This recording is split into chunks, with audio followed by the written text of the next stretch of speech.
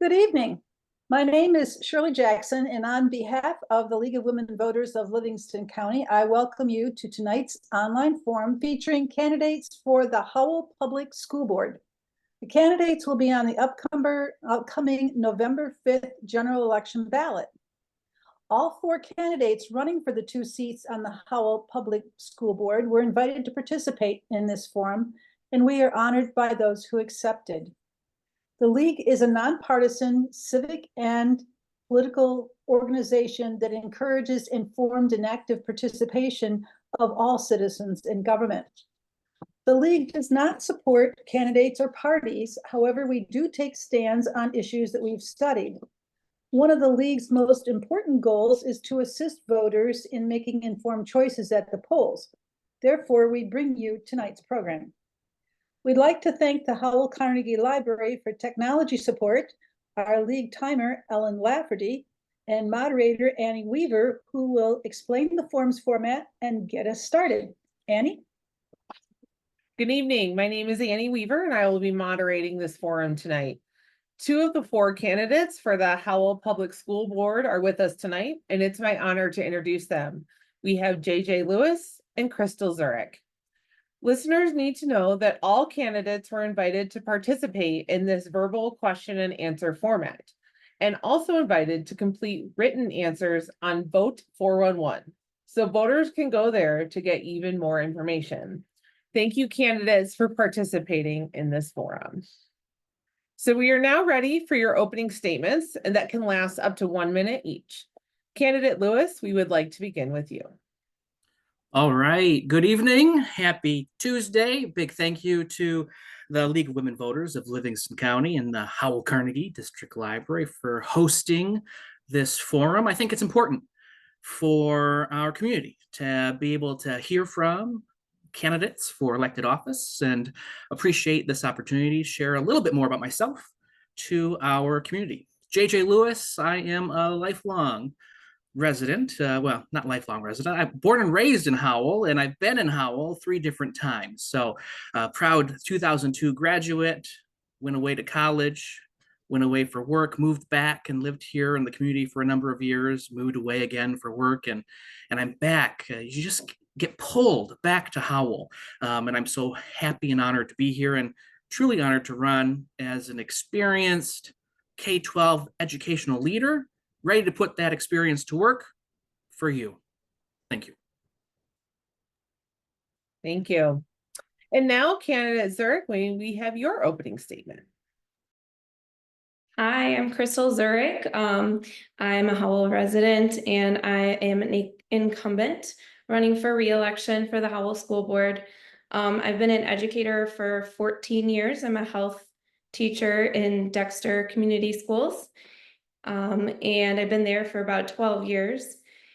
And I want to say thank you to the League of Women Voters and Howell Carnegie Library for having us tonight and allowing us to answer some questions so that people can find out a little bit more about us as candidates. And I also wanted to mention that as a school board, I do feel like our current board has been very well cooperative, and I really hope that we can keep this board together. So thank you. All right, thank you very much. So it's time to begin answering questions from the community and rotating the order of candidate responses. We will start with candidate Zurek for the first question. What are your reasons for seeking a position on the board or seeking re-election to the board? Tell us a bit about yourself, your background and experience, and your connection or interest in the Howell Public Schools. So as I said in my opening statement, I live in the Howell School District. My son is a 4th grader in Howell Schools, and I'm in my 4th year I'm in my 3rd year on the board currently. So I've been on it for almost 4 years. And I am passionate about education. As a teacher, I am in the classroom every day, and I see that education is so important for these students. and I want to support Howell schools, obviously because my son's there, but also for all students. I grew up in Livingston County and I went to Heartland schools, so I have an idea of what Livingston County schools are like, and I think that Howell schools are great, and we have a awesome superintendent who's been highly effective as I've been on the board, but I would love to continue to serve in this district and to continue to help Howell to improve. Like I said, I'm just really passionate about education, and I feel like my perspective being on the board is very helpful, not only in serving our students, but also helping to make sure that we continue to hire staff and are able to provide what they need in order to provide a quality education. Thank you very much. Candidate Lewis, please answer the same question. Great, wonderful. Thanks for the question and an opportunity again to engage our community. Like I said, I'm a Howell grad. I am a product of Howell Public Schools, as is a number of my family members. My aunt, father, and mother are all Howell grads. My sister is a Howell grad. My niece graduated earlier this year, and my nephew will graduate in 2029. So we are Highlanders for life and committed to our community. I believe in service and giving back. That's one of the primary reasons for running is to give back. It's important to be involved and try to make a difference. And I would like to utilize, hopefully, my experiences to continue to advance the mission of Howell Public Schools through a seat on the Board of Education. I have served on 3 public charter school boards, a leadership role in each. I'm currently serving on a public charter school board in Muskegon Heights as their vice president, and really proud of the work that we've done, including having the opportunity to chair their strategic planning committee and to work with our community to build a great mission and vision for that district. I was also a public charter school superintendent, and so I do understand the policies, the procedures, the fiscal pieces of serving a school district, and like to use those experiences in my hometown. Thank you. For question 2, candidate Lewis, you'll start us off.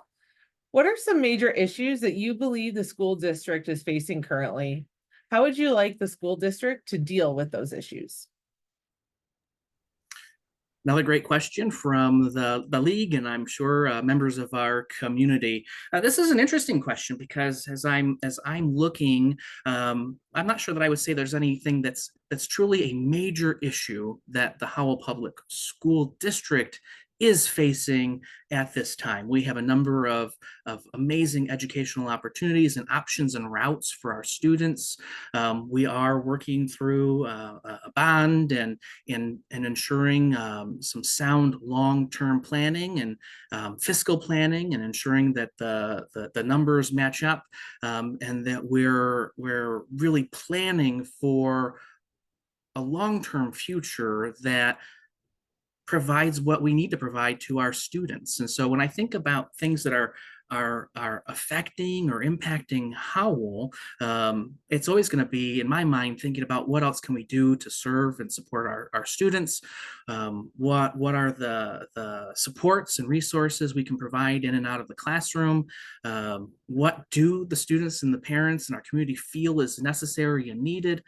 And how do we financially afford those so that we can really take care of our fiscal operation? So things that we have to be mindful of. So again, I don't know if there's a major issue, but there's important lenses to be mindful and aware of as you serve. Thank you. Candidate Zurek? Yeah, great question. So some of the major issues that are facing our district currently have to do with some of the issues that we actually passed a bond on this past year. And that includes like safety and security stuff. we do a good job in our district of trying to make sure that our students are always safe, but it will be helpful to be able to make some upgrades to our safety systems to make sure that students are safe, and so that we're taking every precaution necessary, because I know that is a huge issue for parents, you know, with all of the news that we have today.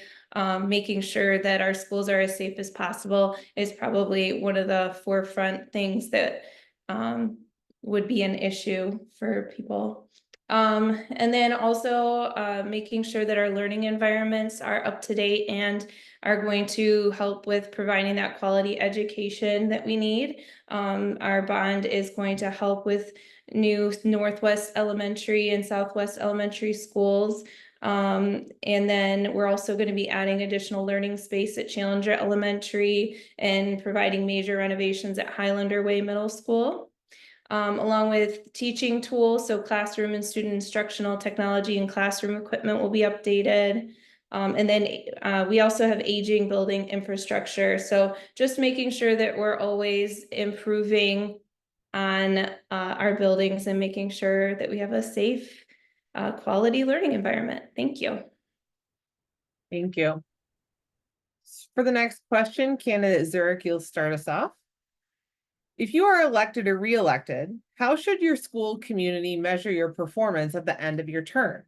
What would you need to earn an A or an excellent grade? If you are already on the school board, how would you grade your present leadership? Another great question. So I'm going to start with how I would grade our present leadership. I would grade us with an A-. I think that we are very good. I would say we're excellent, but we are also, you know, we can improve on some things, and I always like to leave some room for improvement. We have a highly effective superintendent who we're in charge of making sure that we're evaluating, and he does a wonderful job, and he also is really good at listening to constructive criticism. And I think that's an important thing for us to do as a board, is to always be thinking about things that we can improve on. I would hope that people would look at my past 3.5 years and rate us, you know, rate me with an A- or grade me with an A- at least. I have done my part in making sure that I'm questioning things and also cooperating well with other board members, making sure that, you know, we don't always agree on everything, but I know how to agree in a respect or disagree in a respectful way. So our performance has brought a new school bond that is going to bring a lot of great improvements, and along with a lot of other awesome things that we've done together. Thank you. Candidate Lewis?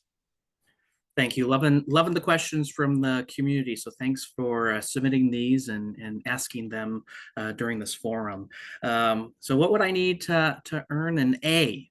And maybe there's some extra credit opportunities out there as well. I'm not sure, but you all can think about that. I'm really thinking though, to earn an A, it's got to be partially about access.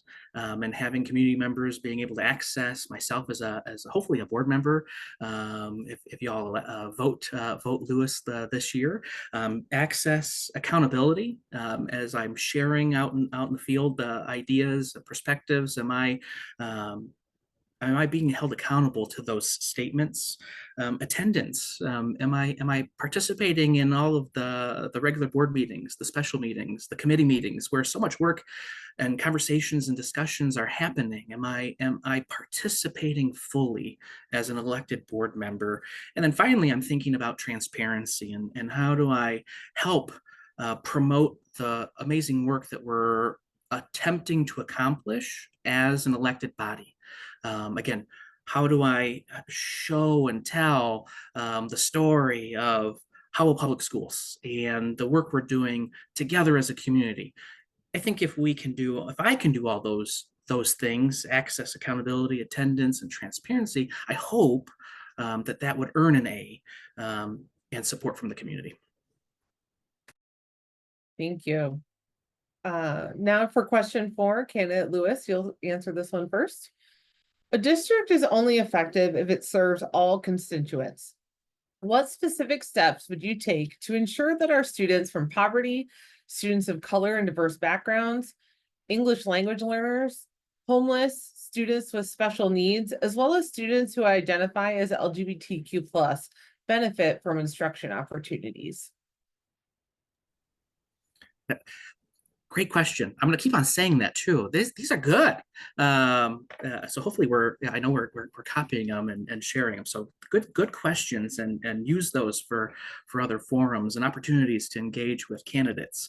I'm really a big believer in connecting with our various educational partners, our stakeholder groups, and hearing from the people on what their hopes and dreams are, their needs, their wants, and having very direct conversations. Forums like this are great examples of things that we can be doing with our students and our families and our staff, sometimes individually or collectively, to understand how is this thing, this tool, this product, this resource affecting or not affecting your learning outcomes, your academic outcomes, your ability to achieve success.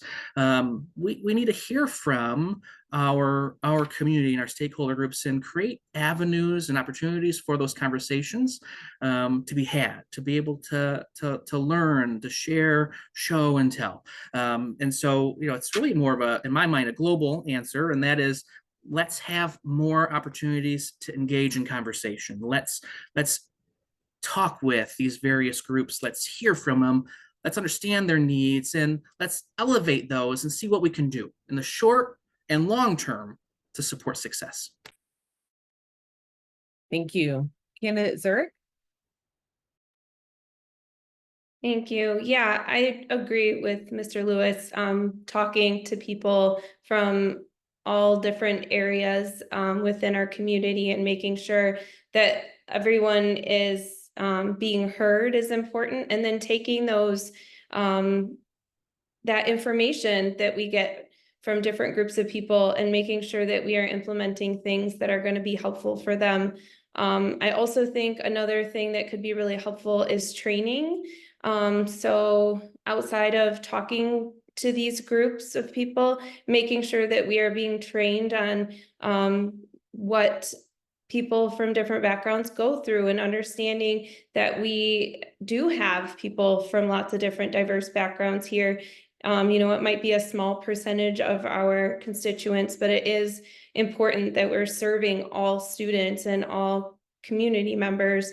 So if we could have some kind of training for the board, training for our administration, training for our staff, I think that would also be really helpful, as far as the teachers being able to deliver instruction opportunities, as well as our district being able to reach all different groups of people. And I think that it's important that we also trust our teachers who are trained to be delivering these instruction opportunities that will be so helpful for so many different groups of students. Thank you. For the 5th question, candidate Zurek, you'll answer first. Ongoing two-way communication between the school district and parents is key to building strong partnerships and trust. In your opinion, as a school board member, how important is parent input or feedback in shaping district policy? What are your recommendations for improving communication, including the district's and each school board member's social media messaging? Okay, there's a lot here. So Howell has done a lot of outreach to the community. The One Howell program was an example of that, where we invited a lot of constituents, a lot of parents in to talk to our administration about the district and what were some things that they would like to see. And they helped to develop our mission for the district. And so that was really helpful to hear from them. Also, there have been a lot of parent surveys that have gone out to evaluate how parents feel about different instructional opportunities and things that they would like to see happen in our district. And that happens in lots of different groups. So that happened, with the superintendent. It also happens in different advisory type groups that are working on specific initiatives within the district. And so I think that Howell really does value this strong partnership with parents, because parents are going to trust the district a lot more if we are asking for their feedback and then implementing the things that they're asking for. And as far as recommendations for improving communication, including the districts and each school board member's social media messaging, I would say that the district does a really good job of communication through social media and making sure that they're getting the message out there about Howell schools. The school board members, we don't have a lot of individual social media messaging, and I think that's okay. I think it should be more of a district-wide thing, personally. Thank you. Candidate Lewis? Great, thank you so much. Another great question, and one that's really near and dear to my heart, and something that I really tried to work on when I was a public charter school superintendent. Parent input and feedback is critically important. I believe that this work is a partnership, and the only way to have a successful partnership is to have opportunities for input from all the key stakeholder groups, and that's members of the community, that's parents and students, that's staff. We all play a role and have a piece of the pie that we're responsible for. And so I think there's plenty of opportunities to improve that work. I know the superintendent has coffee opportunities, there's messaging out on social, there's newsletters. I think we have to be mindful that not everybody's out on social, and that we have to make sure that we're always utilizing as many communication channels as we can to get information out, but then also to collect that information. One of my points of pride when I was that public charter school superintendent was forming a parent advisory council, and I met with that group once a month. We took their feedback, and in terms of building trust and credibility, it's ensuring that when you ask for feedback and you have those conversations, you do something with it, and you show the value by implementing or sharing why you couldn't implement the things that were suggested. So you've got to build and maintain that trust if you offer the opportunity to engage in those kinds of conversations. Thank you. For question number 6, candidate Lewis, you'll answer first. According to Pew Research Center, 1/3 of public K-12 teachers say students being distracted by cell phones is a major problem in their classroom, and another 20% say it's a minor problem. What is your opinion on the restricting of cell phone usage and access by students in the district? Good question, and my cell phone is over here, so I'm trying to keeping it away. And this is an interesting question to ponder, especially when you just share some of the data from Pew, and you already are seeing some disagreements from our educators on whether it's distracting or not. And I think at the end of the day, we need to see how we can best utilize that tool, and is there a way to utilize the tool within the classroom?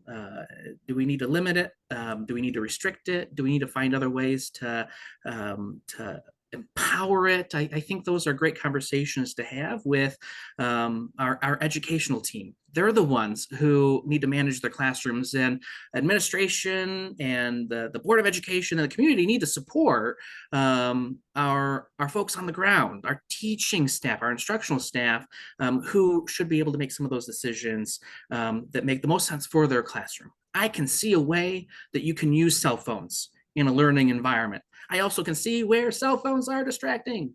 I can see both sides, and I think there's opportunities for more conversation, more ideation. The reality is, cell phones exist. Cell phones are out there. They're not going away.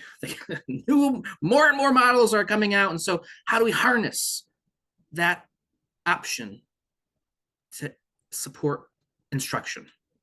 Let's find a way. Thank you. Candidate Zurek? Yeah, so I teach health education to middle schoolers, and this is a huge issue that we talk about because they do develop social media apps and games and things like that for and even just the cell phone itself, all of the different alerts and things that happen. They design it to be addictive.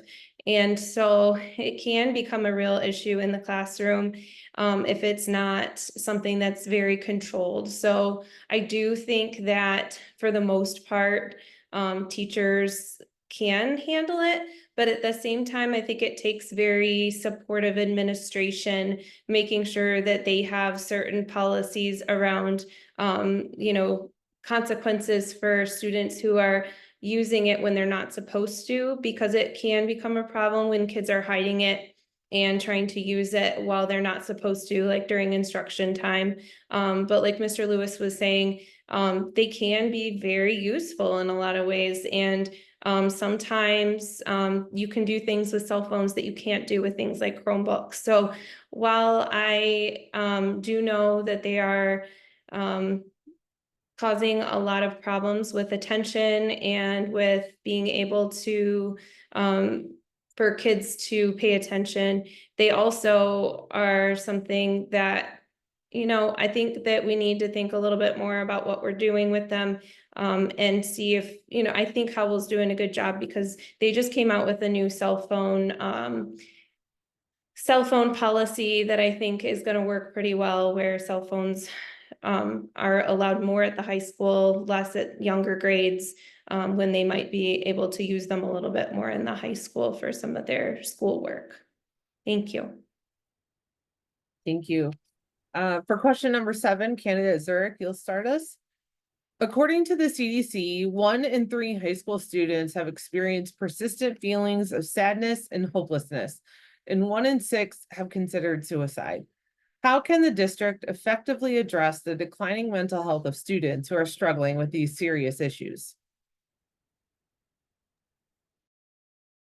Yeah, so this is very sad statistic, and dealing with middle school students. Being a health teacher, I teach about social and emotional health and how important it is for kids to have ways to deal with their stress in a healthy way, and then also to recognize mental health conditions so that they know when to get help for them.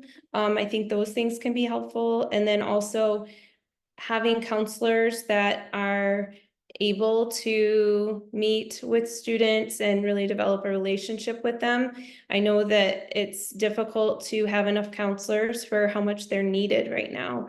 It would be really nice to have a lot more counselors, like 10 times the counselors, so that they could be more involved with students that might really need it. But if kids kind of know that they have somebody to go to in the school and they feel connected to somebody, hopefully they would go to them. I also think that education around it is important. Sometimes people are afraid to talk about suicide because they don't understand, it's a scary subject, but it is important to talk about it and make sure kids understand and that parents understand and that the community understands it so that they know what to do if they're recognizing certain symptoms in a person that they could be at risk for suicide. Thank you. Candidate Lewis? Yeah, thank you. Another great question and something that's very real and happening in learning environments across the country. So first, I want to do a shout out and a plug to Melissa a Howell High School senior, who was recently selected as the co-president of the Hope Squad National Council. It's a group locally and nationally doing work to elevate mental well-being through peer-to-peer suicide prevention programming. And that was just recently in the news. And so I encourage the community, if you haven't seen the news, take a look, search for it. It was in the Livingston Post. But right here in Howell, we have a student who is helping lead the charge in this space. And so some things that I think that the district and not just our district, but all the districts, school districts can be doing is looking at creating and supporting peer support groups for our students, not just for our students, but for our staff and family members as well. And I also think creating and empowering opportunities for connection. And you can find opportunities for connection, not just through the robust academic offerings, but our co-curriculars and extracurriculars, and making sure there's robust opportunities there. And Ms. Zurek said this earlier for a different topic, and I think we can also use it here too. So I'll double down a little bit and say, I think there's also opportunities for professional learning.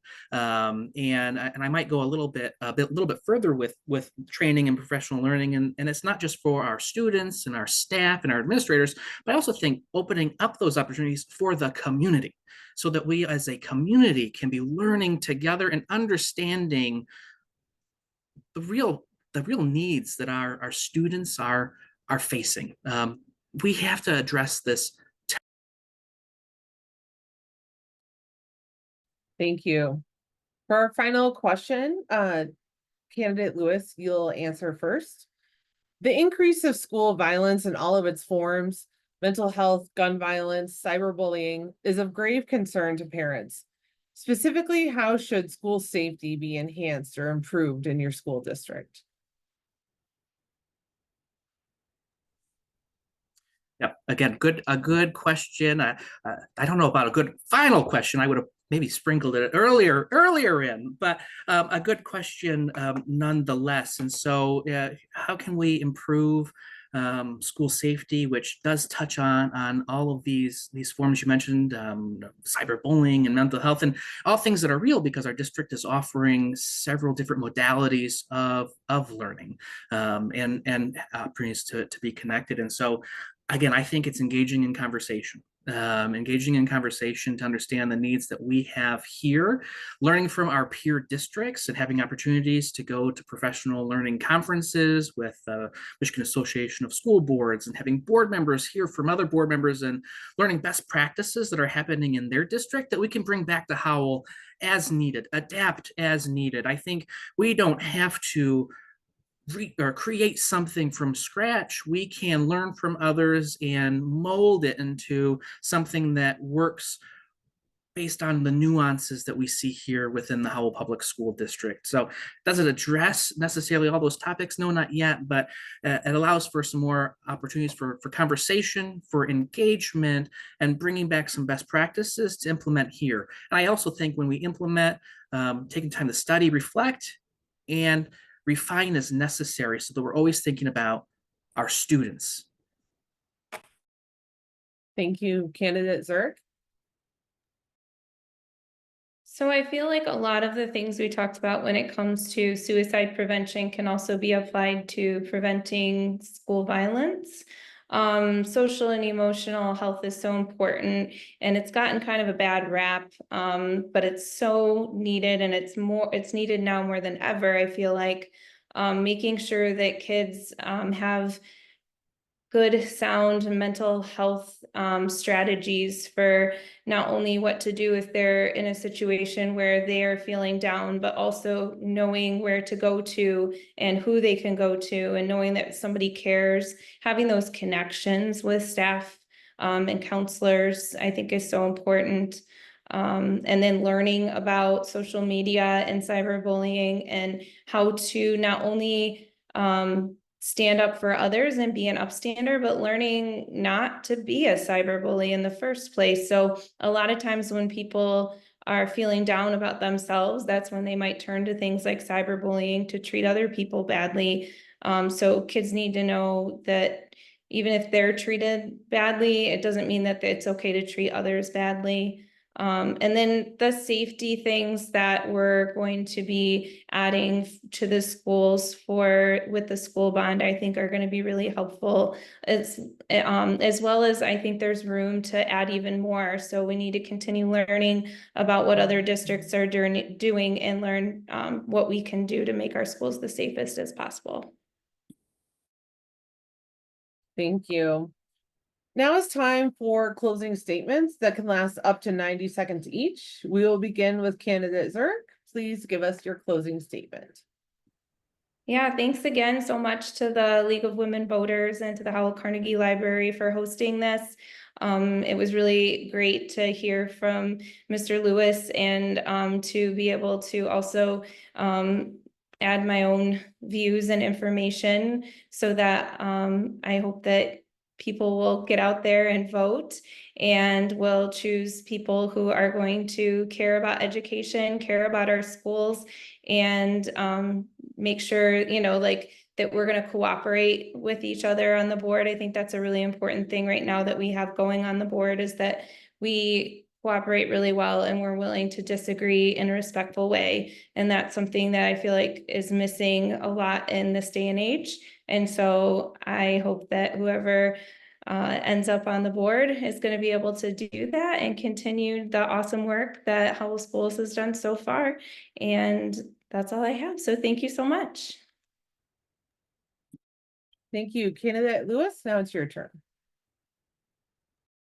Great, thank you so much. Appreciate the forum, the opportunity to engage in conversation. Appreciate Ms. Zurek being here and sharing perspectives as well. I think it's important for the community to hear from candidates and understand their stances, their experiences, their perspectives that inform how they're going to ask questions and ultimately make decisions. And hopefully you heard a little bit of that this evening from the both of us. And as you're interacting with candidates, you ask questions like that because I think, again, it's important.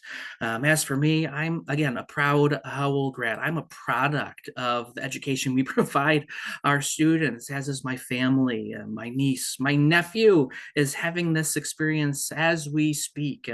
And I'm hopeful that I can utilize the experiences I have in K-12 education out in California, here in Michigan, through a couple different experiences to advance the work, to do good. That's what it's all about. That's what public service is about, raising your hand and putting yourself out there to represent your community and do something meaningful and something that will advance the community.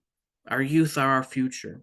There's no better place to be than a school board to help inform and make decisions that are gonna give them the tools they need to support all of us along their future. Get out and vote.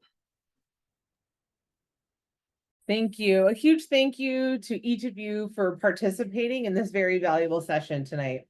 On behalf of the League of Women Voters of Livingston County, Shirley Jackson will now provide a closing statement. Thank you, Annie, and thank you, candidates. This has been really interesting, and I'm so happy that you participated with us. And so we want to thank you, candidates, and to the League of Women Voters who have assisted in this forum's development. There's several people who were involved with this. All of our forums will be available for streaming on the League of Women Voters of Livingston County Facebook website and YouTube channel. You can also review these candidate forms when you go to the League's online voter guide, which is vote411.org. The League of Women Voters reserves the right to publicize the forum and may, at their option, invite the media or some other entity not associated with any of the candidates or campaigns to provide televised, radio, or other coverage of the forum.